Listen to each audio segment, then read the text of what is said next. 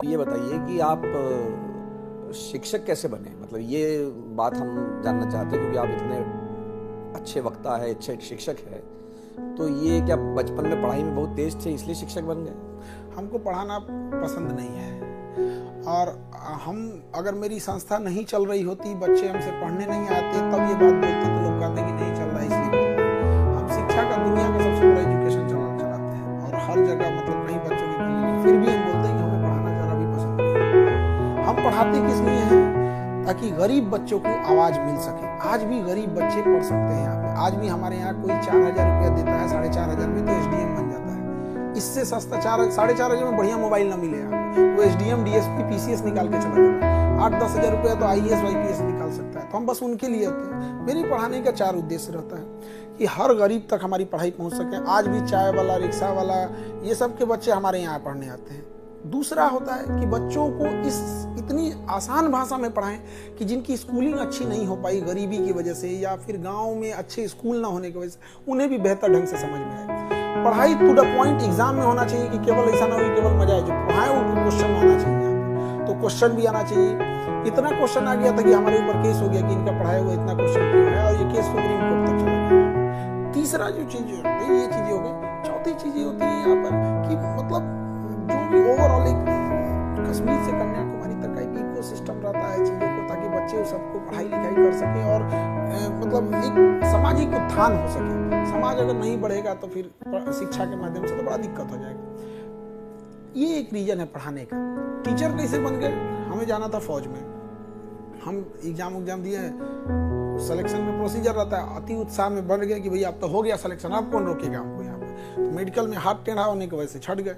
वहां जाने के बाद क्या हुआ? मेडिकल में क्या हुआ? हाथ टेढ़ा रहने टेढ़ी है, इसको नहीं लेना। तो बड़ा गहन मेडिकल होता है हम लोग का। किसका? मिलिट्री है? हाँ, एनडीए में, नेशनल डिफेंस एकेडमी। लेफ्टिनेंट बनते हैं, लेफ्टिनेंट के बाद captain, major, lieutenant colonel, colonel, brigadier, major general, lieutenant general, वो वहीं से पूरा लंबा प्रोसेस हो जाता है वहाँ पे। तो जब वहां से नहीं हुआ तो उत्साहित हो गए हम लोग, क्योंकि इतने पैसे नहीं थे कि आगे पढ़ाई कर सकते हैं।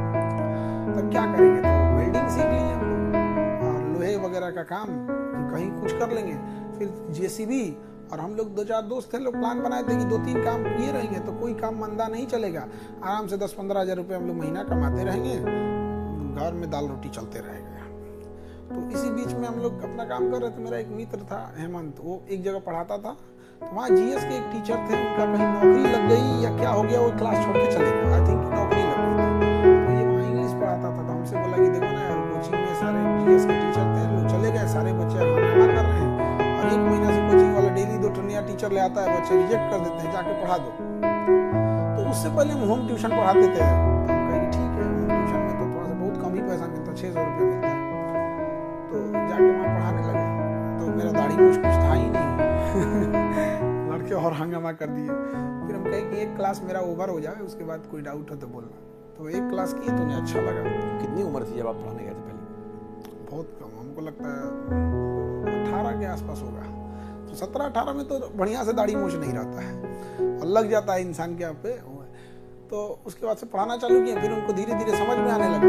तो बच्चे 6 थे पहले, 6 से 100 हुए, 1000 हुए, बढ़ते यहाँ हो गए यहाँ पे। फिर हमें मजबूरी में वो कोचिंग छोड़नी पड़ी, क्योंकि वो हम जब शुरुआत किए थे पढ़ाने के लिए तो 1 घंटे का 20 रुपये मिलता था। तो अगर हम लोग 5 घंटा पढ़ा देते तो 100 रुपये एक दिन का मिल जाता था, तो आदमी खर्चा निकाल लेता था। फिर उसके बाद हो गया 100 रुपया हुआ। फिर क्या हुआ ना कि कोचिंग वाला मनमानी फीस लेने लगा, बच्चों को समझ में आने लगा। हमको देते थे इतना, हम कहते भैया बच्चों से भी कम नहीं, मना नहीं। तो फिर हमें अपना खोलना पड़ा। ये तो अपना कब खोला? अपना हम लोग खोल दिए थे 2019 में। और जब अपना खोले थे तभी पटना का सबसे बड़ा कोचिंग था। और जब अपना खोले तो बहुत लफड़ा हुआ, बम मार दिया, डेली धमकी आना, बंदूक दिखाना।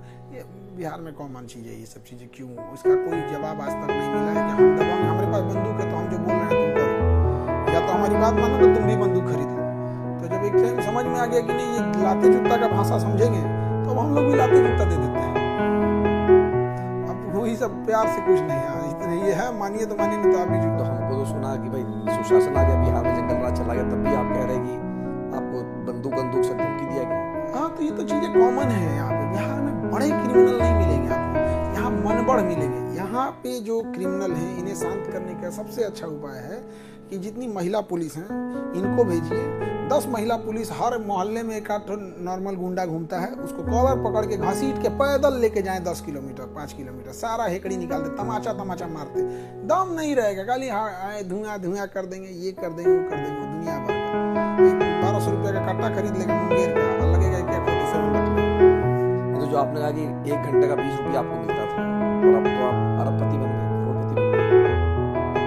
अब करोड़पति वगैरह ये सब तो पैसा से नहीं होता है, ये सब चीजें यहाँ पर।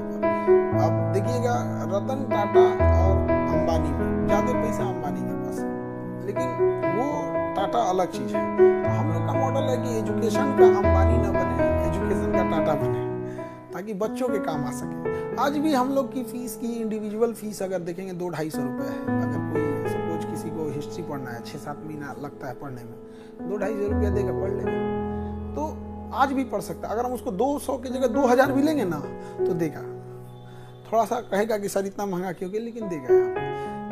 लेकिन हम आज भी कभी उनसे ये बात नहीं बोलते, एजुकेशन सबके लिए होना चाहिए।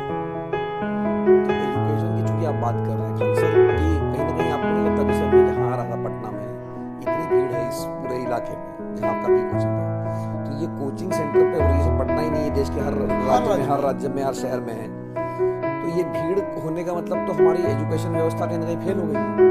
फेल है तभी तो आ रहा है हमारे यहाँ, पूरा एजुकेशन सिस्टम पूरी तरह फेल है। और सबसे बड़ा चीज क्या है ना कि शिक्षा बजट इतना बड़ा, अकेले बिहार का शिक्षा बजट लगभग 45,000 करोड़ का, इस बार तो 50,000 करोड़ का शिक्षा बजट हो जाएगा। और उसमें अलग अलग जाए, कभी मिड डे मील के नाम पे ये कर लिए, मतलब आप समझिए कि बच्चों के पास ऐसा स्थिति है, खिचड़ी देखा के बुलाया जा रहा, आओ आओ, मछली मारा जाता है तो कैसे कुछ फंसा के आओ आओ आओ खाओ, इसको मार देते हैं, मतलब आओ खिचड़ी खिलाएंगे, आओ ये सब करें। पढ़ाई इतना बेहतर होना चाहिए ताकि उसमें बच्चों में सुधार दिखे। हमारा इंडिया का एजुकेशन सिस्टम ही खराब है। हम लोगों ने ये चीजें हम लोगों को कंपेयर करना सिखा दिया। एजुकेशन बहुत जरूरी चीज है। वैसे ही एजुकेशन वैसे ही जैसे आपको किसी का पैर तोड़ के उसको साइकिल थमा दीजिए तो साइकिल रहेगा, उसके बाद चला नहीं पाएगा। तो एजुकेशन एक साइकिल है और हमारा पैर अच्छा होना चाहिए, वो स्किल है। चाइना क्या करता है, सबको स्किल सिखाता है कि बिजनेस कैसे करेंगे, ये सेल्स कैसे करेंगे, ये करेंगे, और साथ में एजुकेशन भी देता है। एजुकेशन तरीका, तमीज, तहजीब, फ्यूचर में क्या हो सकता है, प्रेडिक्शन क्या हो सकते हैं, ये चीजें सिखाती है। और स्किल्ड के दम पे हम पैसे कमा रहे होते हैं। अगर स्किल्ड है, एजुकेशन नहीं है, तो पैसे कमाने के टाइम पे अलग टाइप का हो जाएगा कि इधर उधर हो जाएगा, स्कैटर्ड हो जाएंगे, हो सके तो तरीका तमीज ना आए। लेकिन ये दोनों को मैच करके चलना चाहिए। इंडिया में 99% फोकस होता है एजुकेशन पे, 1% फोकस होता है स्किल पर। अगर इसको हम 50-50 कर दें कि हर सब्जेक्ट होता है, जैसे साइंस कोई बच्चा पढ़ रहा है, उसके लिए हिंदी भी सब्जेक्ट है, संस्कृत भी है, ड्राइंग भी है, कि स्किल रह जाता तो क्या मर जाता? हम चित्रकला बना के क्या कर लेंगे? हमको हिंदी पढ़ाएंगे, हमारा हिंदी में थोड़ा भी इंटरेस्ट नहीं है, आज वो हिंदी लिखते हैं तो गलत लिखा जाता है, तो हम क्या करें? हमारा इच्छा ही नहीं है, जबरदस्ती पढ़ाया हमको। हम इंटरमीडिएट में थे तो हमारा मन था बायोलॉजी लेने का, लेकिन हम चूंकि मैथ से पढ़ते थे तो रूल था कि मैथ वाला बायोलॉजी नहीं ले सकता। खैर अभी तो सुधार है ये सब चीजों में, लेकिन फिर भी स्किल नहीं होगा तो ये भारत कभी आगे नहीं जाएगा। एजुकेशन सिस्टम है वैसा बना है कि हमको 10 से 5 नौकरी करने वाला आदमी चाहिए।